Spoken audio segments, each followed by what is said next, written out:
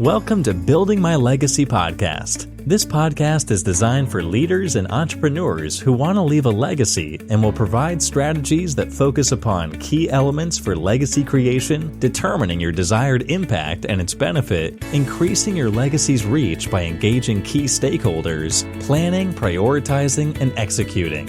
Here's your host, Dr. Lois Sonstegard. Welcome, everybody, to today's Building My Legacy podcast. I have with me today a delightful woman from the UK, from Kent. Her name is Stefanie Oseni-Momodu. Oh, Stefanie, help me, please. Stefanie Oseni-Momodu. Okay, thank you so much. I tried it before this started, and I'm sorry, I didn't get it right. That's okay. She has a marvelous consulting company, coaching company, working with mindset. And I think for those of us that are looking at that next chapter of our lives, how do we build a legacy? How are we going to move forward? Mindset is so much of what is entailed in that. And her company is Stefanie Gabriella Coaching or Consulting. Coaching, right? Okay. And so I want her to share with us a little bit about what she does, how she came to working with mindset. She comes out of a finance background, so very different in terms of the direction in which you've gone. So if you just share with us how you came about this journey of yours and why this passion. Yeah, so thank you for the introduction. So as Lois has mentioned, I am a mindset coach, and what I do is I help new female entrepreneurs develop their mindset in terms of before they actually launch their business, or if they have just launched their business, develop their mindset, look at, what is holding them back from taking the next steps. So in answering your question, how I got into becoming a mindset coach is, as you mentioned, I have been in finance for just over 10 years now. So literally all my life, well, most of my life, that's all I knew, basically. It was a natural thing. I've just been a numbers person. But as I grew older, got married, and then I had my first son, and I realized I needed to do something that was more flexible. Still wasn't sure what it was. And I also realized all through my life, I've always been that sort of person that help people, or people come to for advice or support. But, as years went on, I still didn't really know what to do with that. That's just who I was. And then fast forward, I had my second son now. And I said, okay, I really need to ditch the 9 to 5 and find what my true calling was. And I think I was having a conversation with a friend, and she mentioned coaching, and I never knew what coaching was. Didn't even know it was a thing. I didn't even know it was a thing. So I looked into it, and I said, actually, you know what? This sounds very familiar. It just struck a chord with me, basically. I said, let me look into it. And then that's how I looked into it, got certified. And in that journey, I got a coach myself, because that's what they advise. When you're becoming a coach, you should get a coach to know how to coach people. So I got a coach myself. And funny enough, she was actually a business mindset coach, which at the time I didn't even know what that was. But I really loved what she did. I really loved during my coaching certification, looking into the mind and how it really affects our actions, how it affects our businesses, how it affects the next step we take. And so I decided, this is what I really like. And I'm a positive person. And through my experience as well, having several businesses, it helped me to understand why those businesses did not work. So that's how I got into mindset coaching anyways. And since then I've just been loving it. And I thought I'd niche on female entrepreneurs because I am one. So I know what they're going through, basically. So what do you find are some of the major challenges of female entrepreneurs? Confidence. And now when I say confidence, I mean scared to tell people what you're doing. People that you know, having to share your journey, your new journey with them. So having that confidence to come out and say, this is my new journey, basically. That's one of the things. And self-judgment. Because the ladies that I've spoken to have come up with self-judgment. When I say self-judgment, it was more of, who are you to start a business? You know, what qualities do you have, basically? Or people that know them already, especially in their 9 to 5, they're like, we already know this is what you do. So where did that sudden switch come out from?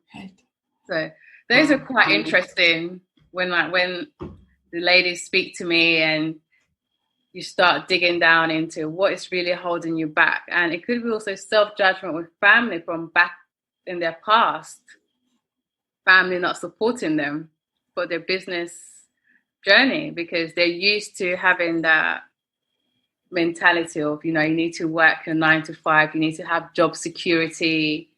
And with business, it's not job security straight away. Right. So adjusting to that. Yeah. So for me, I think of that as being a lot of negative self-talk. And I think both men and women do it, but I think women get stuck in it more often than men do. So tell me, what are some of the things that you do to help people shift their mindset? Yeah, so what I like to do is help them to get aware, be really aware of what is going on. Because in our everyday lives, we can run on autopilot and we don't really spend enough time with our thoughts. And so what I do, I make them become more aware, to have some silent time with your thoughts, with yourself, basically. Spend time with yourself. And one of the things I like to do is spend a day, and I just want you to write anything that comes to your head. Just as you're going on with your day, if something negative comes to your head, just write it down to build up your self-awareness. Because once we've built up that self-awareness, then we know, okay, where do we need to work on? Then we can go. Part of what you're saying is many times people aren't aware of those negative self-thoughts because they're so used to them. Exactly. You're so used to it. You're literally like on autopilot. It feels normal to you. You don't even know it's negative self-talk because you're talking, it's like it's talking to you. You feel like it's part of you, basically. Right. Yeah. So you have people write what it is that they're thinking and reflect on that, and then what? So once we've got to that stage, then we get to the part of, okay, when did this start happening? Can you think of when you started having these thoughts? Have you always thought this way? You know, finding where the trigger is. What is triggering those thoughts? And then we start to question them. So, okay, for example, your thought could be, I can't achieve, you know, I can't make money. It could be something like that. I can't make money. And that could be because, you know, you've just been brought up in a family where they found it difficult to make money. So automatically you're thinking, I won't be able to make this amount of money. Right. So it's questioning those thoughts. It's okay, what evidence is it? Are you already working? Have you worked in the past before? Have you made money in the past before? You know, questioning it. And when you start questioning it, then you start to realize, you know what, these thoughts are not actually true. You know, and yes, this may have happened in the past in my family, but it doesn't mean that's what's going to happen to me. Yeah. So realizing that the thoughts come from stories you've told yourself from the past. Yeah. How do you get rid of those stories? What is there a process you take people through? So what I say to my clients is, those thoughts, you can't just get rid of them. what you do is you learn to manage them. When they do come, you become aware of them. Yes, the thoughts are there, but then you have other empowering thoughts to override those thoughts. So, for example, I can't make money. Then you could override it with, I've got a job, I've got money, basically. So it's not true. Or I'm not good enough. You think of things that you've done in the past that, you've been successful at. Think of your achievements. You override those thoughts. And the more you continue to override them, the quieter it becomes. But in terms of saying, okay, those thoughts are magically going to go away, it's not true. You just get better at noticing it and dealing with it. Amazing. So one of the things that I'm fascinated by with what you do, and I think as women, as mothers, we're always looking at how do we pass our new wisdom on, right? Mm-hmm. How do you teach this to your boys? They're young yet. Your boys are still very young. Yes. But it's such an important learning. How are you passing this on? That's your legacy for the next generation. Yes. So what I do, so for my first son, who is 4 years old, I have introduced him to kids' affirmations. And so he thinks that he doesn't really know what it is, but the fact that you always singing the song, eventually it will stick in your head. And as he grows older, he will start to know the meaning of them. Another thing which I do is when I notice him talking a bit negative or saying, oh, I can't do this, I'll never get this, basically, I try to change what he's saying or say to him, just keep trying, If you keep trying, you'll get better at it, basically. And I've noticed he's actually starting to pick it up. So if he's, for example, he's playing a game and he's not doing good at it, and he'll say to me, oh, Mommy, I'm just going to keep trying. I'll keep going. And then you'll see randomly someday he will just say, oh, guess what? I can do this now. Exactly. So just little things like that I encourage in my household. So as you work with women entrepreneurs, I think many times women who are in business and entering that entrepreneurial world especially, they tend to be driven, right? And the notion of how can I process everything fast enough to achieve the goals that I have fast enough? Because it's like, I think we as women put ourselves in a fast track and then put it on double speed and then wonder why we sometimes trip. Yeah, well, we burn out. Right? Yeah. So how do you help women process that? So how we process that is, yes, when we start a business, we're excited, we're raring to go, as I said, we're driven. But what we don't realize is how much goes into being an entrepreneur in terms of the different hats that we have to put on. And that is where we tend to stumble. That drive goes down. So how we can manage that is setting the expectations right from the beginning, letting you know you're about to embark on this journey, letting you know that there are going to be some challenges, but you need to be able to have the right mindset so that when you do come to them, you can push past it and not stumble at that first hurdle. So just setting those expectations from the beginning. You may not have those challenges right at the start, but during your journey, you will have them, and it's part of your growth. And that's how you need to see it. Stefanie, I think so much as I reflect on my own journey, if I didn't have people that I trusted around me to process honestly, I think it's so hard to find people who will honestly process with you. And that's one of the values of a coach and what a coach brings.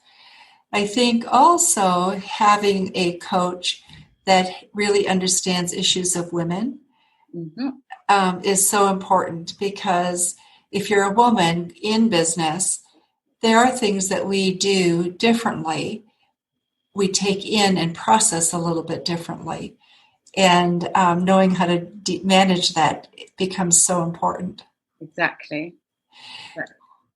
From your experience, Stefanie, what would you give as some of the most important advice to women entrepreneurs? Definitely surround yourself with a support system. Number one, you can't do it alone. No matter how good you are, how driven you are, you need a support system. Someone that believes in your vision, that believes in your business. So when you're in a high, they'll be cheering you on. When you're at a low, they'll still cheer you on. It's very important. That's one thing. That's also actually part of my vision, for every female entrepreneur to feel supported and not isolated, in terms of you're busy. If you're a wife, you're busy running your home, you're looking after your kids, managing your relationship with your friends, and then trying to run a business, starting off a business. Because when you first start a business, it takes a lot of your energy and time, and it can get isolating. It can get overwhelming. So when you have that support system around you, they can help to hold you up. Yes. So that's the most important thing I would advise to female entrepreneurs. So develop a good support system. What do you say are criteria you should look for in that support system? Because I see people choosing sometimes really poor support systems. So choose someone that even thinks further ahead than you, that sees your vision even further than you can see your vision. Someone that believes in what you're doing. Even if it doesn't make sense, they believe that what you're doing is good. It's in line with your values. Someone as well that is in line with your values. So if you are the sort of person that is, how would I say? If you're the sort of person that's if you're the sort of person that's spiritual, I'm just using an example. You want someone as well that is in that same line with you, that's not the opposite, because otherwise your views may clash, and that can reduce your energy. And you don't want to be wasting your energy on things that's not necessary for your business.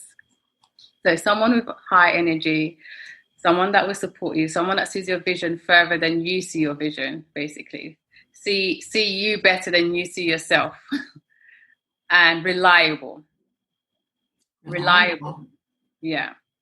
If you need something, you know that they're there. They may not be there physically, but you know that they're there, basically. Yeah. So when you look at that support system, is there a process where people should check in? Is there a regularity to that you should create, or how do you think of that? It's up to you, really. If you're the sort of person that you require regular support, you require what's the word? Okay, let's just use regular support. Regular support, someone to check in on you. If you're the sort of person that, you lose motivation, you lose motivation quite easily, then it'll be good to have regular check-in sessions. So maybe once a week, every 2 weeks.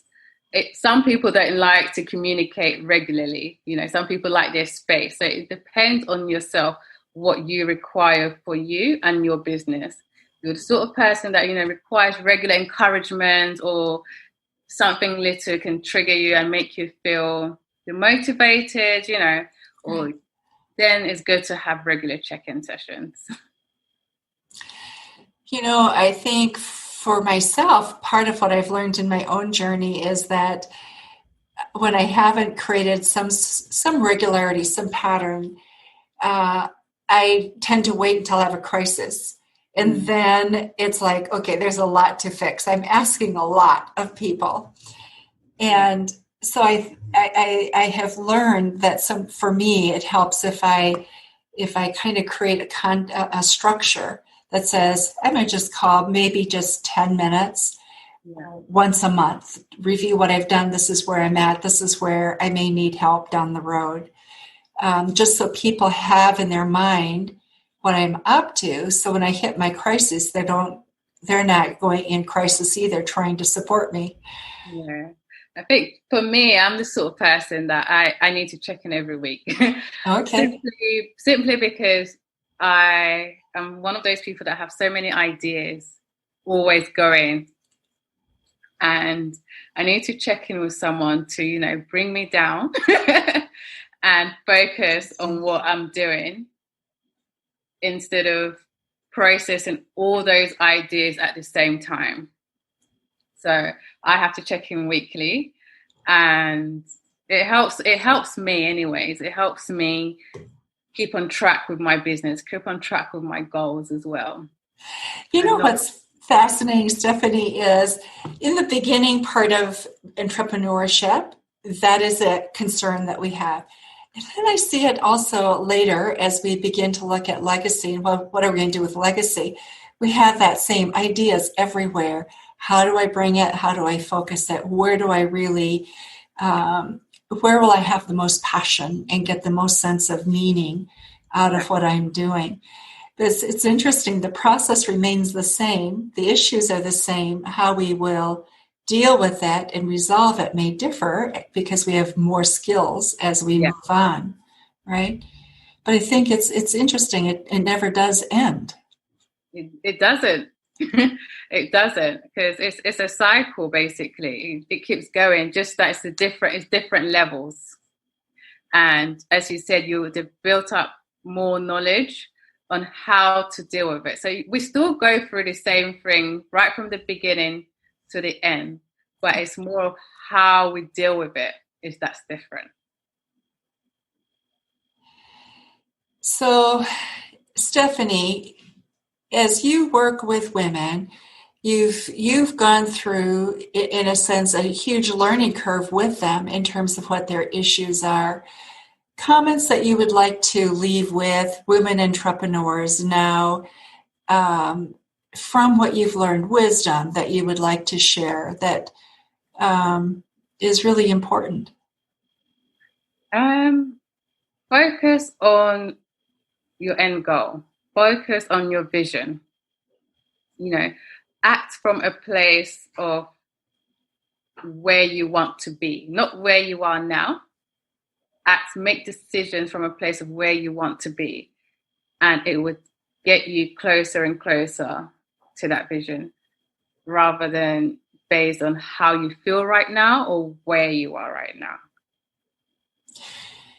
So, vision of the end goal. I think one of the things that I find often when I start that exercise, unless I'm in control of my own negative thinking, I'll go, well, just a minute, I don't have those tools and skills for that, right? Mm-hmm. Because it's the future. You're working in the present. What your mind doesn't realize when you first set out is you'll acquire them. If you set that as a goal, you'll acquire what you need as you move, right? Yeah, and that's what I say to my ladies as well. Don't focus on your how. Oh, interesting. Focus on your how. Just focus on what you want to do. And as you're going along, your how will start to show up for you.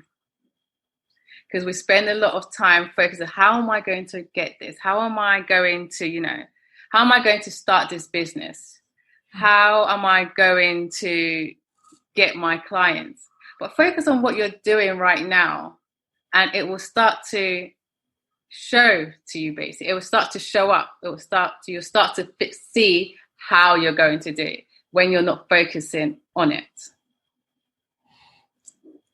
Isn't that so true? We get so stuck on the how that and it creates inertia. Yep. A lot of inertia. Stuck. I'm sorry, go ahead. And we get stuck when we're focusing on the how. When we don't know how we're going to do something, we're not going to do anything, are we? We just stay there, wasting time.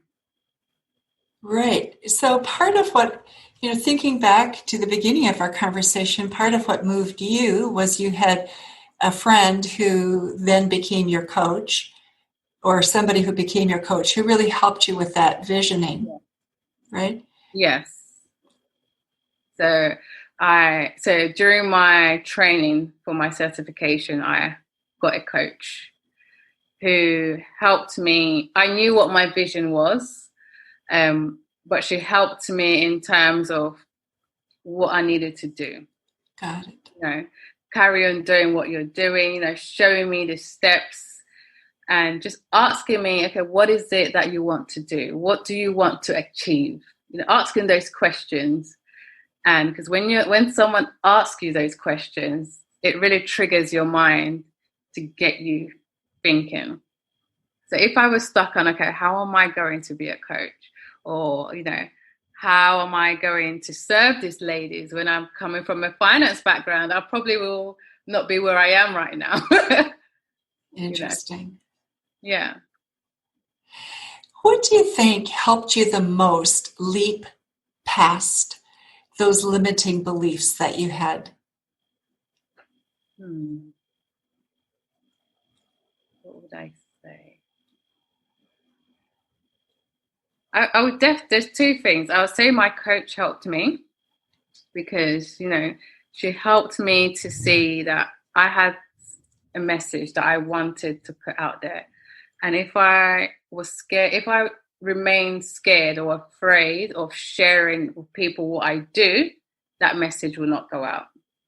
So that was my coach, number one. And number two, it was my why. So I knew I wanted, to serve these women. And if I did not overcome my own limiting beliefs, I won't be able to reach them. No, I knew I really wanted to serve them. I knew I didn't want to speak to another woman who felt unsupported. So that really pushed me to get going. Yeah. Isn't it? It's interesting how that why becomes really such a driving force. It's what gives us purpose and meaning, doesn't it, for what we do? Yeah. Stefanie, our time is almost up. So before we close, last thoughts that you would like to leave with the audience. Just want to, encourage you to keep doing what you're doing and don't give up. Don't give up at that first hurdle. And if you are a leader, support the people that you're leading as well. Because when you support them, they can help your business flourish. So, yeah. Great. Stefanie, thank you so much. This mindset is it's behind everything of what we do. And it also impacts how we approach other people. It's not only ourselves, but how we approach other people. And so I appreciate so much your sharing your thoughts today. Thank you so much for having me on here. You are welcome. And for all of you listening to Building My Legacy podcast today, in our show notes, we will have information about Stefanie and how you might be able to contact her. If you need help doing so, just let us know. We'll be glad to send that information on to you as well. Thanks very much for listening, everyone. You've been listening to Building My Legacy podcast with Dr. Lois Sonstegard. To book your appointment with Dr. Sonstegard, visit www.buildtomorrow.com.